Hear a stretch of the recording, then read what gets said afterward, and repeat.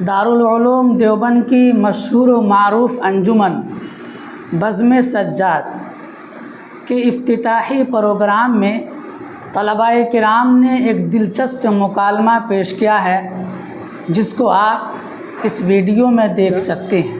اندھے نکالتے ہیں چہرے سے میرے نقص، اندھے نکالتے ہیں چہرے سے میرے نقص، بہروں کو شکایت ہے کہ غلط بولتا ہوں۔ سننے والوں کو بھی یہی شکایت ہے آپ سے۔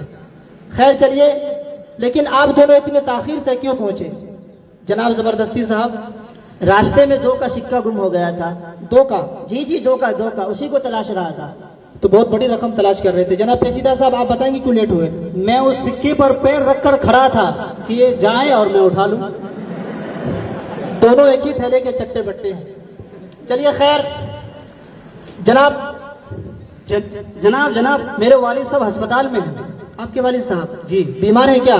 نہیں، وہ ڈاکٹر ہے۔ بکواس بند کرو۔ جناب زبردستی صاحب، آپ ایک سوال کا جواب بتائیے۔ جی سوال یہ ہے کہ کولڈ ڈرنک نقصان دہ ہے یا فائدہ مند؟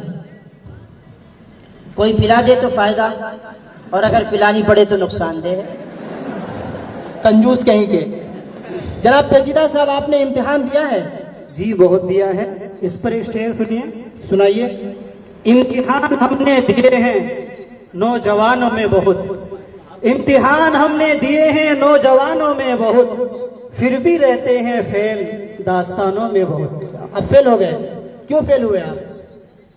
تو بھائی صاحب میں اس کی وجہ بتاتا ہوں یہ فیل کیوں ہوئے۔ آپ نے کیا تھا کیا؟ نہیں آپ سنیے، پتہ چل جائے گا۔ جی سنائیے۔ لگتا نہیں ہے دل میرا، اچانک سے آپ توجہ چاہوں گا آپ کے جی لگتا نہیں ہے دل میرا اب کسی سوال میں، لگتا نہیں ہے دل میرا اب کسی سوال میں، لگتا نہیں ہے دل میرا اب کسی سوال میں، کس کی بنی ہے یارو امتحان حال میں۔ کیا بات ہے۔ اور وقت دراز مانگ کر لائے تھے 4 گھنٹے، جی، اور وقت دراز مانگ کر لائے تھے 4 گھنٹے، 2 سوچنے میں گزر گئے اور 2 پوچھنے میں۔ کتابوں سے واسطہ نہیں ہوگا تو ایسا ہی ہوگا۔ جناب زبردستی صاحب جی آپ کوئی شعر سنائیے۔ سنیے گا۔ جی۔ ہزاروں خواہشیں ایسی، پیچیدہ صاحب جی دوائی صاحب آپ بھی سنیے گا۔ ہزاروں خواہشیں ایسی کہ ہر خواہش پہ دم نکلے، جی، ہزاروں خواہشیں ایسی کہ ہر خواہش پہ دم نکلے، تبائی صاحب سڑی ہوئی گرمی ہے باہر کم نکلے۔ بڑھیا مشورہ ہے۔ ہزاروں خواہشیں ایسی کہ ہر خواہش پہ دم نکلے، اور سڑی ہوئی گرمی ہے باہر کم نکلے، اور چائے کی چاہت میں، توجہ چاہوں گا، جی، اور چائے کی چاہت میں اکثر درسگاہ سے ہم نکلے، استاد نے پکڑ کر پوچھا کس درسگاہ سے تم نکلے۔ یہ تو آپ کا معمول ہے روزانہ کا۔ اچھا، آپ آج کل کے محاوروں کے بارے میں کیا کہنا چاہیں گے؟ آج کل کے سارے محاورے عورتوں کے بجائے مردوں پر بنائے گئے ہیں۔ جی بالکل۔ مثال کے طور پر، آوارہ تو گلی کی کتیا بھی ہو سکتی تھی، لیکن بدنام صرف کتوں کو کیا کہ گلی کا کتا آوارہ ہوتا ہے۔ بات تو صحیح ہے۔ اور اسی طرح جب مچھلی جل کی رانی ہے تو مچھلا کو بادشاہ ہونا چاہیے، جی بالکل۔ لیکن ایسا نہیں، اس کو درمیان سے ہی نکال دیا۔ مرد صرف اور صرف ظلم صرف اور صرف مردوں پر ہے۔ بات تو صحیح ہے، ظلم مردوں پر جاری ہے۔ اس پر ایک شعر یاد آیا جی کہ جج نے پوچھا غصے میں ایک عورت سے، جج نے پوچھا غصے میں ایک عورت سے کہ تم نے شوہر کو ہانڈی کیوں ماری تھی؟ جج نے پوچھا غصے میں ایک عورت سے کہ تم نے شوہر کو ہانڈی کیوں ماری تھی؟ اس پر وہ معصوم سی دیورانی یوں بولی، اس پر وہ معصوم سی دیورانی یوں بولی کہ ڈیگ اٹھانی چاہیے تھی وہ بھاری تھی۔ تو مردوں پر ظلم جاری ہے۔ خیر اس کو چھوڑیے، جناب پیچیدہ صاحب جی امیر بننے کا کوئی طریقہ بتائیے۔ جو شخص ان الفاظ کو باہر کثرت سے دہرائے گا وہ کچھ ہی دنوں میں مالا مال ہو جائے گا۔ کون سے الفاظ؟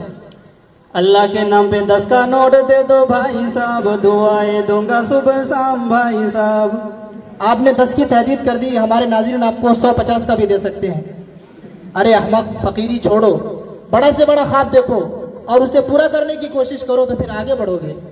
خواب دیکھتا ہوں، صبح یاد ہی نہیں رہتا تو پورا کیسے کروں؟